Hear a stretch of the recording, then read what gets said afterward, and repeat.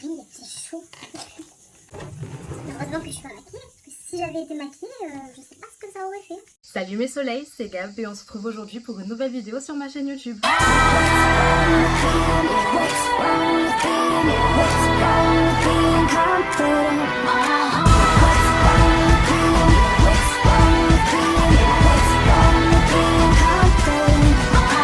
On va aborder un sujet beaucoup plus léger, beaucoup plus fun, qui est le voyage. Tout d'abord, je tiens à m'excuser parce que j'ai laissé la fenêtre ouverte, il fait extrêmement chaud et vous risquez d'entendre en fait les cigales tout au long de la vidéo et les oiseaux d'ailleurs. Je tenais à m'excuser pour le petit bruit qui pourrait faire plaisir à certaines et qui peut être très gênant pour d'autres. Fin 2014, début 2015, notre père, ma soeur et moi, nous a appris qu'on partirait sur l'île de la Réunion à l'été 2015. On parlait depuis des années de partir aussi loin, rejoindre en fait le reste de notre famille, nos deux tantes et nos cousins qui sont là-bas. Mais on n'avait jamais franchi le cap, de une parce que les billets d'avion étaient extrêmement chers et à trois c'était vraiment pas possible. De deux par rapport aux vacances, aux congés. Moi je travaillais donc du coup c'était vrai que c'était pas évident de pouvoir poser des congés en commençant à travailler. Enfin il fallait trouver en fait le bon timing pour que notre père puisse venir aussi avec nous parce que pour nous c'était inconcevable qu'on parte sans lui. Un jour ma tante m'appelle et elle me dit écoute Gab, on va essayer de faire en sorte que vous puissiez venir tous les trois parce que on sait que ça vous tient à cœur de partir à trois et de ne pas partir toutes les deux toutes seules pour découvrir en fait un endroit que vous ne connaissez pas.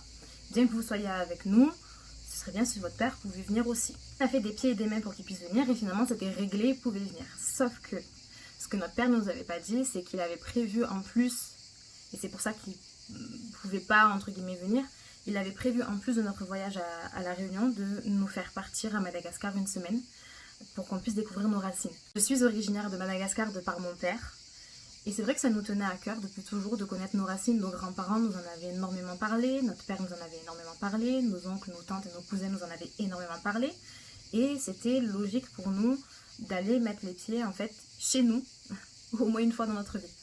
En gros, heureusement que nos tantes ont tout fait pour que notre père vienne avec nous parce que ça lui permettait en fait de retourner chez lui après autant d'années. Mon père a quitté Madagascar à 18 ans, il n'y était plus jamais retourné. Donc passe le temps, notre voyage à Madagascar se confirme en même temps que notre mariage. J'ai réellement dit mariage au lieu de voyage là ? Non. À La Réunion, donc première semaine Réunion, deuxième semaine Madagascar, troisième semaine retour à La Réunion. Ce qu'on n'imaginait pas avec ma sœur, c'était en fait le bouleversement que ce voyage à Madagascar allait nous faire subir en fait. C'était... Il n'y a pas de mots pour le décrire.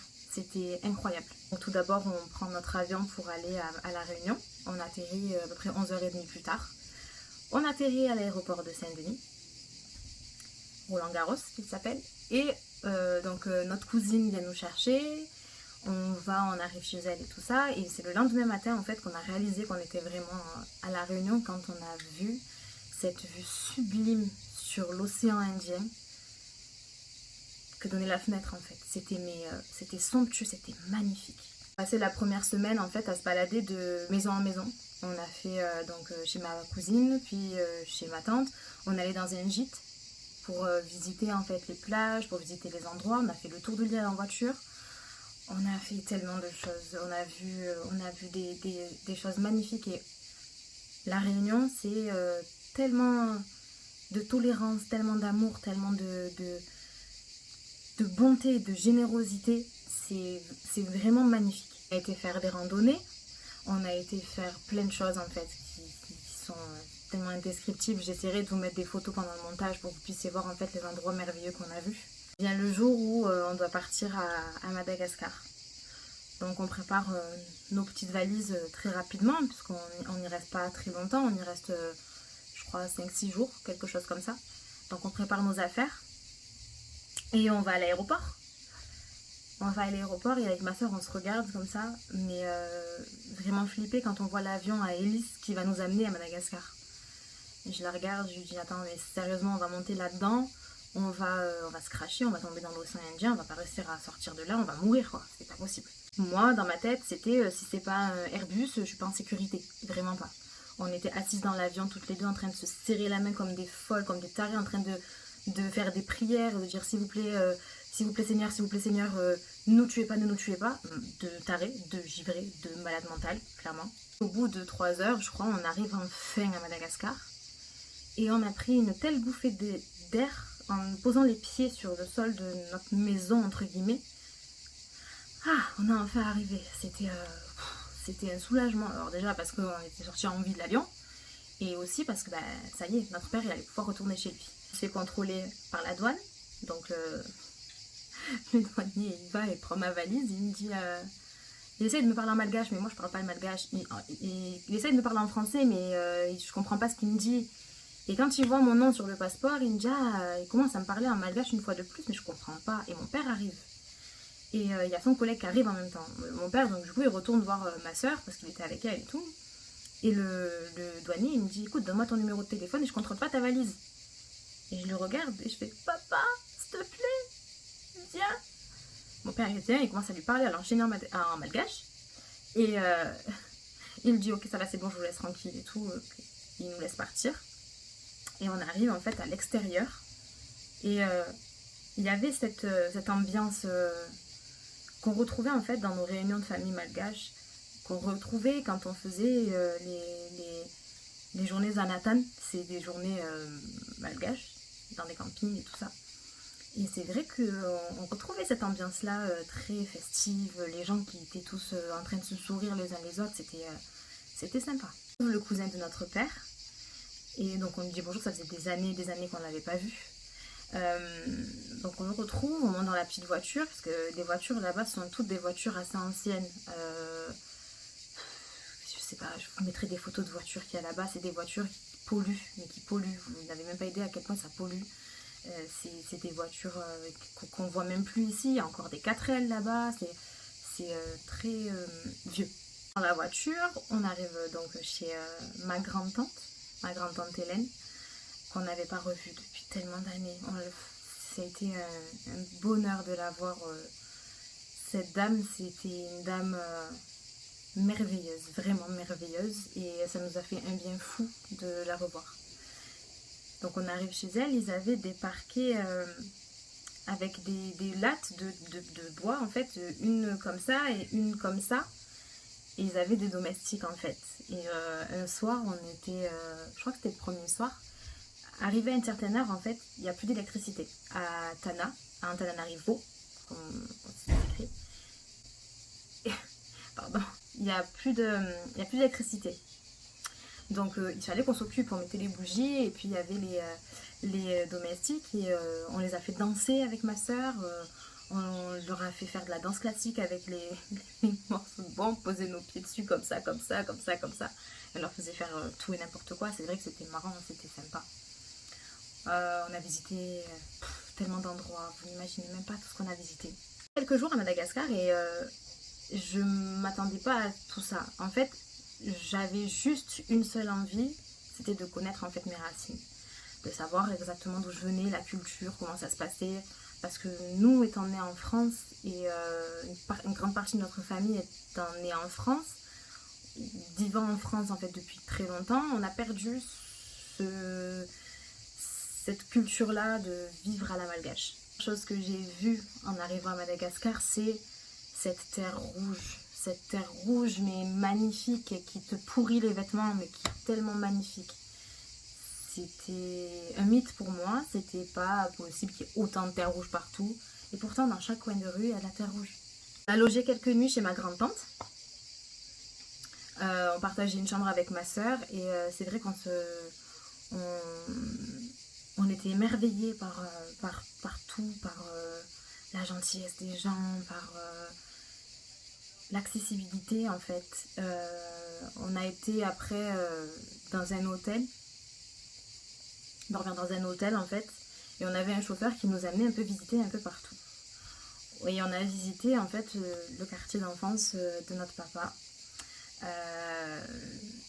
notre père qui a été très ému, et nous avons été aussi très émus parce que il a retrouvé en fait l'endroit où il faisait ses réunions de scouts, avec la porte et l'insigne qui était toujours gravé dessus.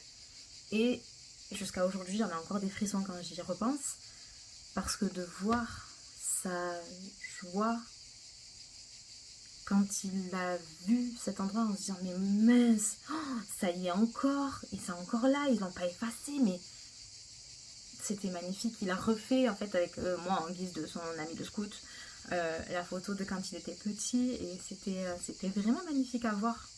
On a visité le palais de la reine avec toutes ses coutumes où il faut rentrer en marche arrière dans la chambre de la reine avec le pied gauche ou le pied droit en premier, je sais plus. Mais c'était vraiment super sympa, et là on a vécu, je crois, le moment le plus fort de tout notre voyage. On est tombé sur une bande de petits garçons qui ne devaient pas avoir plus de 8 ou 9 ans. Le plus jeune, il devait avoir 2-3 ans. Et ils étaient tellement habillés avec des haillons. Ils étaient tellement heureux en fait de jouer entre eux avec des bâtons, avec des bouts de bois, avec des cailloux, que ça nous a mis une claque dans la figure. Ils étaient heureux, ils souriaient, ils étaient joyeux, ils étaient magnifiques. Et sur le côté, une petite cabane en bois, et je dis à mon père, regarde, c'est mon futur investissement, c'est ma future maison. Et le petit garçon, il me regarde de loin comme ça, et il court jusqu'à la maison et se cache dedans. Et je m'approche de lui, et je lui souris, je lui fais coucou, il me fait coucou, et il part en courant. Avec ma soeur, un peu plus tard, on s'assoit sur des marches, les marches du palais. Et on se pose 2 minutes, et j'avais amené mon appareil photo. Et je sors mon appareil photo pour faire une photo avec ma soeur. Et de loin, ils étaient juste derrière nous, mais ils étaient là en train de regarder, ils étaient en train de nous observer. Du coup, je me retourne et je leur dis, venez. Je vais vous mettre la photo, elle est tellement magnifique. Ils sont venus sur la photo, et ça a été mon moment préféré de tout mon voyage en fait. De voir ces enfants qui n'ont pas besoin de quoi que ce soit.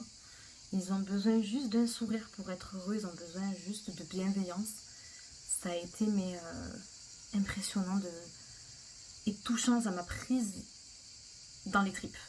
C'était merveilleux de voir ça. Bon, ça remet toute notre vie en question en fait. On se dit mais si eux ils arrivent à être heureux rien qu'avec ça, alors nous on est là en train de se plaindre pour tout pour rien. On est idiots parce qu'ils se contentent de rien, et nous tout ce qu'on a on s'en contente pas. Tourner après ça sur la capitale. D'ailleurs c'est ultra pollué. Ma soeur elle a été malade en fait tout le voyage, tout le temps où on était sur Tana elle était malade. Du haut du palais on voyait en fait la ville, et le haut des toits des immeubles on ne les voyait pas tellement il y avait de pollution. C'était horrible, c'était vraiment horrible à voir. Heureusement qu'on avait notre guide chauffeur de Dieudonné qui était là, parce qu'on se serait fait avoir un million de fois sinon. Déjà rien que pour aller au palais, il nous dit oui, pour les vasas c'est tant, et pour les résidents c'est tant. Les vasas ce sont les Français, ce sont les touristes. Et mon père il commence à lui parler en malgache avec Dieudonné. Il commence à lui parler en malgache et tout. Ah, mais vous êtes malgache? Oui, on est malgache. Ah bon, alors ça va. Elles aussi elles sont malgaches? Bah oui, c'est mes filles. Ah bon, ok, c'est bon, alors c'est bon. Il comptait vraiment nous faire payer le double du prix en fait. Pareil là-bas, il y a encore des vieux métiers comme pompiste, la personne qui vient te mettre de l'essence. Ça existe toujours, ça fait du travail en plus. Des arrêts de bus, il n'y en a pas. Le bus passe, si tu arrives à l'attraper, tu l'attrapes, tu sautes, tu montes. Sinon ça sert à rien. Tu peux courir jusqu'à ton travail. J'ai aimé faire tellement de choses, mais on a eu très peu de temps en fait. Oups là, la fenêtre. On aurait aimé faire un million de trucs, mais le temps nous a manqué au final. On a été jusqu'à Tamatave, là-bas il n'y a pas d'autoroute. Donc c'est à dire que pour faire 200 km, on a mis 8 heures. Ou 9 même, peut-être 9. On a mis presque 9 heures pour faire 200 km d'un truc qu'on fait en même pas 2 heures ici quoi. Mais ouais, on a été à Tamatave, on a été à Full Point, les plages sont vraiment sublimes et magnifiques. Mais c'est la première fois de ma vie entière où je dormais à 20h pile. Je vous disais tout à l'heure, l'électricité se coupe pas arriver à un moment donné parce que par rapport à la consommation, par rapport à l'argent du pays, que le pays n'a pas forcément, l'électricité se coupe. Donc à 20h, plus d'électricité. Téléphone pas chargé, pas internet, rien. En fait, on était sur une plage, dans des cabanons, et il n'y avait rien à faire. Donc avec ma soeur, on s'est regardé, on s'est dit, bon, on va pas regarder de film puisqu'on n'a pas internet, on n'a pas de 4G. Donc qu'est-ce qu'on fait? Elle me dit, mais t'as pas pris ton ordi? Je dis, non, mon ordi, je l'ai laissé à la Réunion, je l'avais pris pour le voyage, en fait, pour l'avion, pour regarder des films, et au final, je m'en suis pas servi. Et elle me dit, écoute, qu'est-ce qu'on fait? Je la regarde et je lui dis, je crois qu'on va dormir. On s'est endormi sec. Par contre, le lendemain matin, quand on s'est levé, qu'on a vu ce lever de soleil sur la plage, et puis ces crabes qui marchaient partout sur la plage, et l'eau qui était excellente, on était sur des transats, on a bu dans une noix de coco, de l'eau de coco, c'était vraiment génial, c'était magique, c'était vraiment magique. La vie là-bas est limite donnée pour nous. Et on a été au restaurant plusieurs fois, donc à 4 avec Dieudonné, mon père, ma soeur et donc moi. Et à plusieurs reprises, on a payé, si je convertis la monnaie, 7,50 € au total. Entrée, plat, dessert, café. Ça va, on s'en est pas trop mal sorti, c'est moins qu'un menu McDo. Mais ça change pas la misère qu'il y a dans ce pays, ça change pas la beauté des paysages. C'est un voyage qui nous a changé, ma soeur et moi. Ça nous a vraiment bouleversé, ça nous a changé, on est revenus transformés. Quand je dis que les voyages font la maturité, je le comprends maintenant. J'ai pas énormément voyagé dans ma vie, quasiment pas. Mais ce merveilleux voyage à Madagascar nous a changé, fait mûrir. On a grandi avec ce voyage. Ça nous a fait prendre conscience de certaines choses. Ça nous a fait découvrir en fait des facettes de notre personnalité qu'on ne connaissait pas forcément. Ça nous a soudés aussi beaucoup. On est devenus beaucoup plus fusionnels depuis ce voyage-là. On est devenus vraiment liés. On a quand même 5 ans d'écart, elle et moi. Donc c'est vrai qu'on n'a pas forcément les mêmes centres d'intérêt. Donc oui, ça nous a vraiment rapprochés, ça nous a vraiment unis. Voilà quoi, on en est ressorti grandi et transformé de ce voyage-là. Mon père, ça lui a fait du bien de nous montrer d'où on venait, de nous raconter en fait les histoires de chaque endroit où on a été et nous expliquer ce qui s'est passé là-bas. Droit à des tiens, regarde, ton oncle il est tombé de ce muret, il a failli se casser les deux dents, il a failli mourir. Ah, d'accord, il avait quel âge? Il avait 2 ans. Ah, super. Droit à des larmes de joie, des larmes d'émotion, on a eu droit à tellement de choses qui sont merveilleuses. Je peux dire que je sais d'où je viens, parce que c'est bien beau de dire oui, je suis française, je suis née ici, mais j'ai quand même des origines et j'aimerais bien visiter chaque pays dès que j'ai des origines en fait, même si je sais que ça n'est pas forcément possible. Mais le fait d'être allé voir où sont nés mes grands-parents, où est né mon père, bah, ça m'a fait du bien. Et c'était surtout en fait un moyen pour moi de partager un moment personnel avec mon père. Renforcer nos liens en fait à tous les trois, ça nous a aidés, ça nous a appris à mieux nous connaître en dehors de ce cocon familial en fait. Et c'est vrai que c'était génial. Si je pouvais, j'y retournerais 100 fois, que ce soit à Madagascar ou même pendant mon voyage à La Réunion, parce qu'en revenant à La Réunion, on a fait un million de trucs. On a fait le piton de la Fournaise, on a visité plein d'endroits magnifiques, les temples, on a vu l'église de Sainte-Anne, celle qui se retrouvait entourée de lave. C'était juste magnifique. Ça change en fait de notre Marseille. Vraiment, ça change de notre Marseille, on voit une culture différente en fait et des gens qui sont vraiment dans le vivre ensemble et dans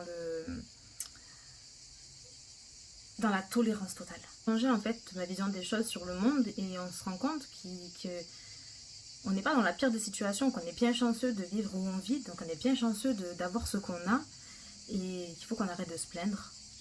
Ils ont cette mentalité très accueillante, très chaleureuse, très... on s'aime tous et on s'entraide. Vous n'avez pas le regard des gens qui jugent. Vous n'avez pas les pia-pia, regarde comment elle est habillée. Vous avez pas tout ça en fait. C'est très serein. C'est sain. C'est très pauvre. Très triste. Mais ils sont tellement heureux à se contenter de ce qu'ils ont. C'est peut-être parce que c'est mon seul voyage que je dis ça, mais ça a été ma plus belle expérience, la plus enrichissante, la plus marquante, la plus frappante. Et je souhaite à tout le monde de vivre ces choses-là au moins une fois dans leur vie. Parce que c'est enrichissant, c'est tellement enrichissant, autant pour soi que pour les autres. Arrêtez là, hein. Je vous invite à me suivre sur Instagram, les photos de Gab. Je vous laisse vous abonner, commentez et partagez. N'oubliez pas d'activer la cloche pour les notifications et on se retrouve bientôt pour une nouvelle vidéo. Je vous embrasse très fort. 1000 cœurs sur vous, bisous.